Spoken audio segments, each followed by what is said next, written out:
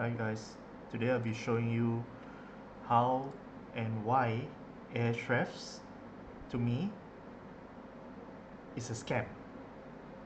So what is Ahrefs? Ahrefs is the tool that we've been using to track all our SEO efforts, keywords, backlinks, and all other metrics that's supposed to improve a person's website or a business website of any kind, of any niche. You can find keywords, yeah, you can find keywords of anything, like for example, you can find based on countries and whatnot. You can find all the difficulties, traffic volume. So this is a tool that even my agency use as a guidance. We use it because we want to at least see the differences of all the discrepancies of the data.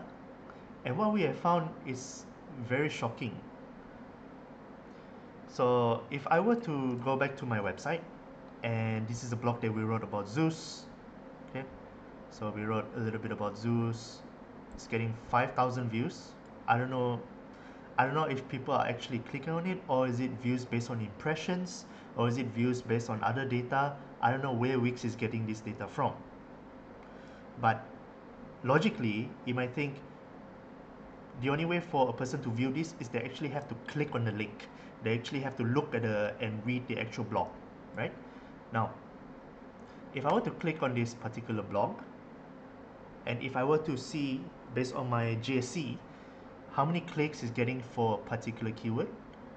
So this keyword is called Zeus coffee marketing strategy. Okay, so if I apply it, so it's only one keyword for that particular page. So we're looking at 42 clicks for the past 3 months, right? So every month is approximately about 15 to 16 clicks, which is aka the volume. It should be volume because the volume should be based on the number of traffic visiting the website. Now, if I look into the Google Ads keyword planner, which is a free tool, anyone can use this. So if you type in Zeus coffee marketing strategy and I link it back to Kuching, I can see we're looking at the average monthly searches. This is only in Kuching, okay? We're not talking about the entire Malaysia. This is only in Kuching. And you can see here Zeus coffee marketing strategy, we're looking at 10 to 100 on the estimate. So when you look at the GSC, you see it's within that range, 10 to 100. Now, if I were to go to Ahrefs, apparently my traffic for the entire Malaysia is only about 20.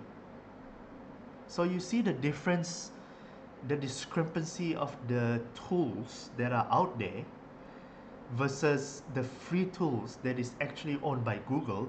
I'm not saying Google is completely honest. All I'm saying is that we want to see some range that is feasible and reasonable to compare with. So if you look at Google Search Console, this is the amount of traffic, and you compare it to the Google Ads keyword planner, it's around there. And when you go to Ahrefs, it's not there. It's not even near there. It's not even the actual number at all. You're talking about at least how many are we looking at? Maybe a 30-50%, around 30% difference. Now, if I were to look for the entire country, I compare Malaysia, the entire Malaysia, to, let's say, because the GSC is actually looking at the entire Malaysia, right? So if I were to go here, and if I were to change this to the entire Malaysia, it will give you an estimate still, right? It will give you an estimate still, which is 10 to 100. But this is just one keyword. What if I have all my keywords? So for the past 3 months, I'm getting 1,000 clicks for this particular blog. So if I go back to 16 months, I'm looking at close to 2,000 clicks for this particular blog, where I'm talking about the brand, talking about Zeus, talking about the strategy, the marketing strategy, everything about branding, everything about marketing, because that's what we do as an agency. Now, looking at this data and discrepancy, if I were you, I would not rely too much on Ahrefs data. That is because if you look at some of the videos I've been watching, and which is about this, you can look at Josh. I don't know how to pronounce his name, right? Honestly, but if you type in Ahrefs it's a scam. You can actually see some of the few things that's been talking about here. So I've been comparing and trying to study a little bit on how these tools out there that are up in the market that are misguiding and giving false hope to SEO agencies, to businesses, to clients. Now, but at least Ahrefs, the tool, can be a guidance for you to use and to actually navigate around quickly, as compared to using Google Ads, Keyword Planner, and other tools that are similar to Ahrefs. The reason why we use it is because we we like the diverse different tools that is used inside this one SEO tool, for which we can track our efforts as a whole. Do we 100% trust the data? Hell no.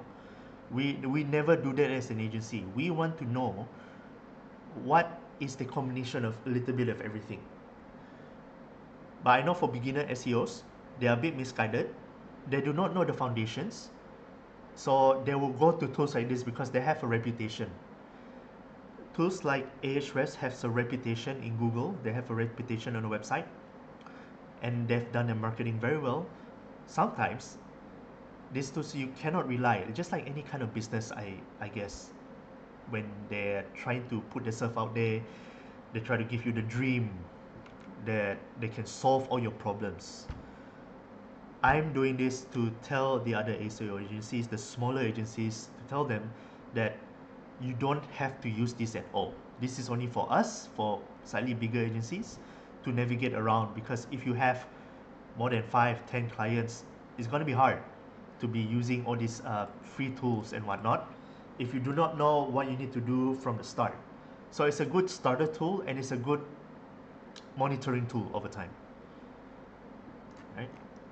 So this is one example that, and it's proof that the discrepancies in the traffic in Ahrefs versus the free tools like Google Ads Keyword Planner and Google Search Console, which is the actual tools that is connected to your website.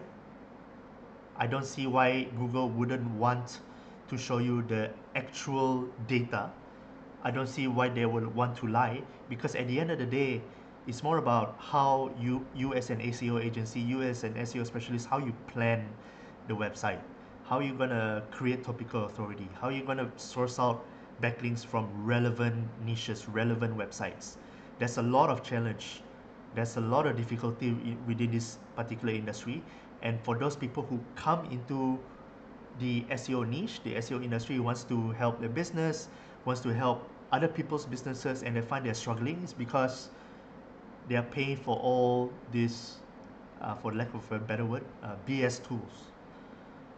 And I'm very sorry for them. I just want to show you an example of why you shouldn't 100% rely on it.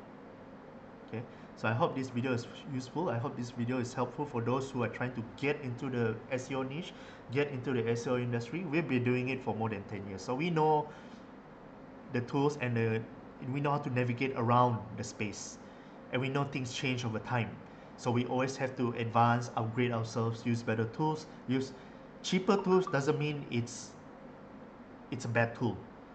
It's all about strategy as a whole. You as a human being, you still need to do it. You still need to know how to plan. You still need to put the keywords together. You still need to have a topical authority. You still need some kind of third-party source to build your own website, to build your own business online. If I can show you briefly, this is a website that we built for a client using 100% DeepSeek and ChatGPT. No Ahrefs at all. And as you can see, it's doing quite okay, doing pretty well, because we're slowly building it over time. We're not rushing anything. We are finding low competition keywords, long tail keywords related to the niche, and we're slowly putting to the website. And as you can see, since March, it's been growing quite okay. It's not growing crazily exponential. It's growing quite okay, steadily, and we build it completely using AI, not using any of the Ahrefs tool, not using any other alternative tools. We just build the website, put inside Google Search Console, and you put the keywords, write the blogs, write the service pages, and it's growing steadily, only using AI. So if you're a beginner, if you know the basics and foundations of SEO, you will do quite okay. And you know how to plan your keywords, you know how to plan your pages, services pages, your pillar pages, blog pages, about us, all these things interlinking to each other in a rational manner. You don't just interlink it without any reason. There must be a rational manner, there must be a structure to the website. If you know how to do those things, you'll be quite okay. This is proof. And I hope this video is useful for those who are trying to do their own SEO, for those SEO agencies who are beginners who are trying to get into the SEO industry. Thank you guys.